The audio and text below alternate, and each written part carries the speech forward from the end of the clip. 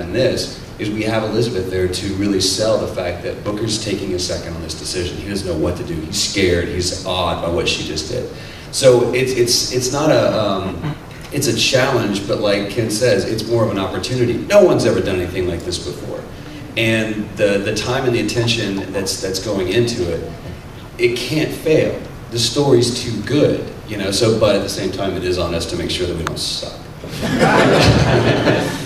We do have some very interesting video clips. I want to show one. It's the first sequence that we saw in the trailer of like, kind of what the voiceover process is like. So let's go.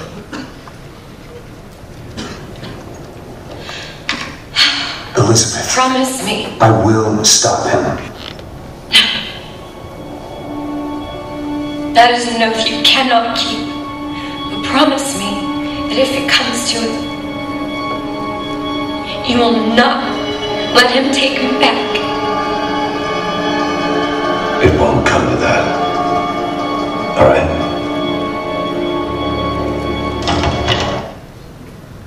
First, Courtney, what's that awesome hat? First of all, this is my disclaimers. I did not know that. I knew they were filming for purposes of animation. I didn't know they were filming for purposes of 600 of you seeing me. But yeah, that hat is my nemesis in this process. I hate it.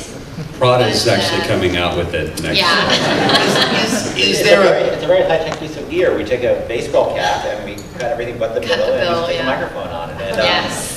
I thought it was just video game. I had no idea.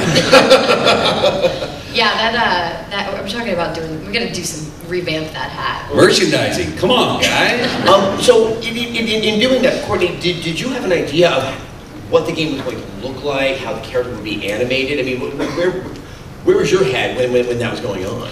I mean, a lot of these, and I think you'll see in another clip, is that this doesn't just take place over one recording. A lot of these different pieces are covered over multiple recordings. So at various points, sometimes the animation's not even done, sometimes Ken just has an idea, and all these things are constantly being reworked. So at every different level in the process, we all have a different idea of exactly what it's going to look like. What I can say is that when I saw this demo at E3, I was blown away. Like, I could not believe how incredible. And I've done stuff, and you know, you never know what your work is going to look like at the end. And I've never been as blown away as I was watching this demo. I would have to concur. She discovered what a squee was. And then shortly a glop thereafter. Ken, so what did you have in mind before you saw the voice work, and then after Courtney did the voice work, did the scene change? I mean, like, what's kind of the ebb and flow of that? So the way we work this is, you know, usually when I did System Shock and did BioShock, I never met any of the actors on BioShock. I met them over the phone, and we would just do, basically, I'd be sitting there in a conference room on a speakerphone, and we would have the actor in New York or in LA, and I'd be directing them over the phone, and they had the script, and I would do some rewriting on the fly. I had a fair amount of rewriting on the fly, but it was, by nature, it wasn't a very intimate process. And with Booker and Elizabeth, we decided very early on that we need to get to know each other. So we actually flew Courtney and Troy out, and they actually they sat next to each other on the plane and really got to know each other. So by the time they came in, they already had understanding of each other, they knew each other, which you don't get a lot of opportunity to do. And I was trying to be very honest with them. I said, look, I don't really know exactly how we're going to do this stuff. Because what's hard to understand is that, you know, these aren't cutscenes. These are bits that are going to happen in the game. The whole sequence of Elizabeth in the store, you know, with the Lincoln mask and her goofing around, we don't know if the player's going to look in this direction or that direction, or if the player's going to run out or start shooting, or we don't know what's going to happen. So we have this whole incredible system where that Chris Klein, our technical director, is driving, wherein Elizabeth and other AIs are constantly watching the player to see what the player is doing and trying to become the player's improvisational partner and try to like see cool moments that can happen. And if they're the right moment, play that piece of content. And if they're the wrong moment, maybe wait and play it later or do something later. But not having done this before and not even having the technology really in place when we did these recording sessions, I had to do a lot of guesswork. And then it's like, yeah, that's a whole technological question. And then you have getting the characters right. And you know, I hadn't met these. I hadn't been in the room with these guys before, so I tried to write, getting a sense of them, but once we got in the room together, and I started hearing them talk, it was more important to me to write something that would feel comfortable for them and natural for them, rather than a preconception I had. And I think that's always much stronger if you have an actor who's committed, that they're going to find the truth of the character, and the more you can write to that, the better. I think this brings up another thing. Some people have wondered when they see that demo, how scripted is it? You know, how much does the game? You know, obviously I've seen over the years that, you know, when you show a demo, you want to show the game being played very effectively to be able to get a sense of it. If you wouldn't mind sort of clarifying that for the audience. Well, we had a lot of that after E3. People were like, oh, the skyline sequence must be scripted, or, you know, the part in the store with Elizabeth must be scripted. And there are moments that are scripted, like for instance, you know, that scene in the doorway, that's a nice, you know, for us, that's a really nice gating moment. We know there's a quest item in that store the player's going to have to get. We know the player's going to go in this store, and we know they're going to leave the store because they need a quest object. So that we take out, whenever we have an opportunity to like put a specific moment in, we will, but most 99% of the game, like inside the store, who knows what the player's going to do? Who knows what Booker's going to do? Who knows if he's going to spend any time in there at all besides doing what he needs to do? So we have a whole system that basically monitors what the player is doing and watches it and tries to introduce content like that seems very natural and organic, but it's basically watching the player all the time and saying, can I do something now? Elizabeth as an AI, not as a character, is constantly saying, can I do something now? Can I do something cool now? Can I pick up the Lincoln mask and put it on my head now? And if she can't do it in the store, well, maybe we should do it in another part of the level. The AIs, there's so much of AIs who are like fighting each other and beating each other up. We have a whole system where basically the AIs are sort of saying to each other, you know, in sotto voce, going, hey, I'm going to come over there and beat the shit out of you. And everyone's like, cool. And they negotiate, and they have to negotiate under the table because we have to make sure we don't know what the player is going to be doing at any point. So we have to make sure that it's the right time. So it's an extreme, it's probably and Elizabeth is the biggest problem for this and the biggest opportunity where she's always right there. Just getting her in a place where you don't have an actress with an actor's instinct to like know where to go and to know to engage. We have to get her there. We have to get her to the right place where she's looking at Booker but not standing right in front of him in his way. What you really want as an FPS is somebody constantly standing in front of you. You have to walk around. So she has to be there, but not too there. She has to be pointing things out, but she doesn't want to be driving the process. As an FPS, the player wants to be driving the process. So it's a very challenging thing, but it's also really exciting. And what I love about these two is I basically were able to bring them in, and I think a lot of times, you know, a director wants to say, like, I totally know what I'm doing here. Don't worry about it. You're in good hands. I basically said to them, it's like, I don't know what the fuck I'm doing here. And I need you to work with me and collaborate with me and try to figure this out. And that's what we did. And they were very open to that, and they didn't freak out. And we just started figuring it out. Troy, would you like to just confirm that you didn't? I freaked out. No, not at all. And it really is, I mean, and again, we're still so early on in this process, and you guys have seen just, I mean, barely scratching the surface. But it really has been, a lot of directors and a lot of actors say it was a very collaborative process.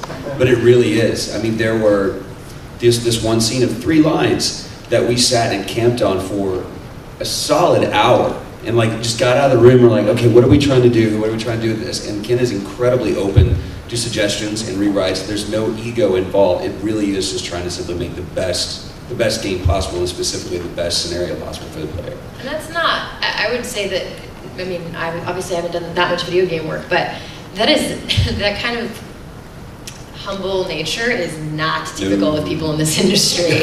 There are a lot of people, a lot of directors that are just, I mean, they're more narcissistic than actors, if that's possible. Yeah, some of them are just really don't want you improvising. They don't want you changing anything. They have a very clear idea, and they put you in, and as an actor, in that box. And a lot of times, it's like you're fighting to try and be creative still. And Ken is not like that at all. It's really it's an testament to him. I think it's important that, you know, I think Amy Henning and the guys at Naughty Dog have really done a good job of showing the industry and inspired me to that the actors are a real asset for you if you let them be, rather than something you have to dictate to. You know, obviously it's legendary how effective they're, you know, how effective Nolan North and those guys have been on that project. And watching those videos, I said, you know, I started really seeing the opportunities, and also just not knowing exactly how we're going to accomplish this task. I needed to collaborate with these guys. Hey, let's look at one more clip of some of the VO work of, I would say, one of the more emotional scenes that we saw in the demo.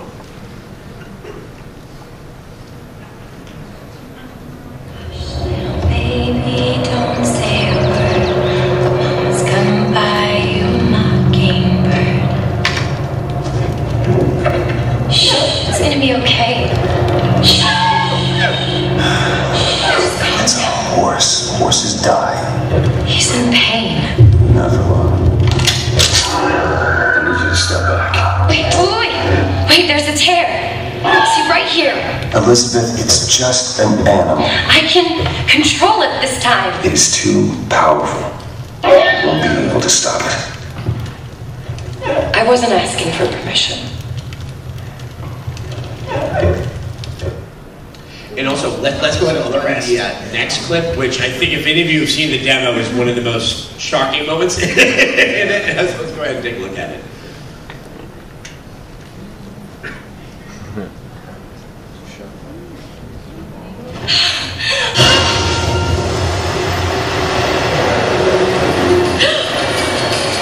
What did you do?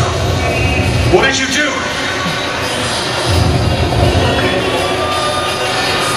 Close it! Close it! Trying! Close it now!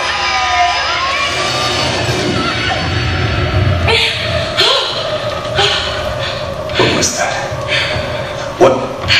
What was that? Talk to me, Elizabeth! You were right. I can't control it. It's not possible. Well, with what just happened, you really want to take bets on what's possible? Let's go find Comstock. It raises so many questions. Yes, Ken? Yeah, so this scene was super challenging for us. I'm going to show in a second how it happened and how the actors really made it happen. Because in a movie, to get the amount of the problem we have as a game developer is it's not a cutscene. So what if the player runs off? What if the player wants to run ahead to the next thing? We have very limited time. All we can basically do is make the park a certain size, so they can't get out of that scene, quickly enough to get to the next bit and ruin this emotional moment.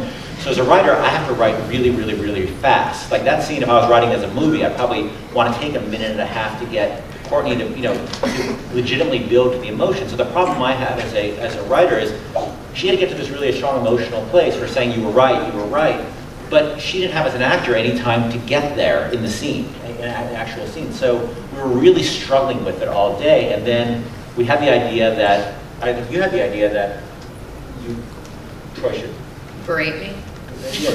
Berate, by the way, if anyone couldn't pick up what that word was. Yeah, no, berate me or whatever. That would make me really. You could rate me. That's So you had this idea that Troy would be a douchebag to her, and Which was a real stretch. And not Booker, but Troy as an actor. Basically, we asked Troy to help with just get her to the state, never intending to use any of his lines, but get her to the state where she could reach his point emotionally. And we'll show it, and it's kind of interesting. It was fascinating for me as a non-actor to watch these two actors working because, well, why don't we show it? Yeah, that's what I'm seeing. It's quite something. Whenever you're ready. Do you need something to build to it? Yeah, it's hard to just jump in because I'm like really emotionally exhausted. So it helps, like all the stuff helps, but So what we do without killing your voice is in there. I'm thinking, I'm not just thinking. Help if he berated you a bit. Oh, what? If he berated you a bit, berated you. Yeah, sure. What were you doing? What were you thinking? Absolutely. You're gonna get us fucking killed. I like that. It's never like my playing into my fear of life. I'm never like you're never gonna be free from it. Like just to help me get into it, Troy. I'm listening. Okay. What were you thinking? Stupid fucking wrist. You're an idiot. You're just a child. Yeah. You're never. This is never gonna happen. So just give it a shot. pull it the fuck together. Look at me. What were you thinking just now? You think you can just run up and do this? Look at me!